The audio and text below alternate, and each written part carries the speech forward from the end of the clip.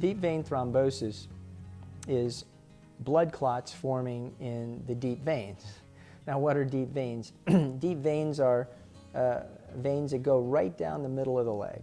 These are important veins. They go right down the center of the leg. You can't see them. And they take back most of the blood out of the legs. 95+% of the blood coming out of your legs is coming through these deep veins in the middle of the legs. And superficial veins are essentially veins that lie right under the skin. And there are connections between these veins under the skin and the deep veins. And these connections are such, and the valve systems are such, that the blood in the veins under the skin are constantly directed. The blood's constantly directed into the deep veins. And then that blood can leave the deep veins and go up into the pelvis and abdomen. And with deep venous thrombosis, essentially blood clots are forming in these deep veins, which can cause some serious problems. Leg swelling, pain.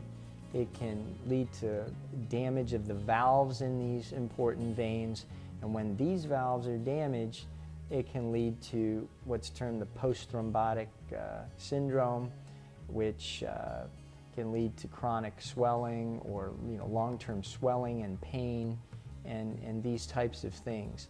Now, the other life-threatening risk of deep venous thrombosis is if these clots in these deep veins break off, they can float up into the chest, they go through the right side of the heart, and they lodge in the lung.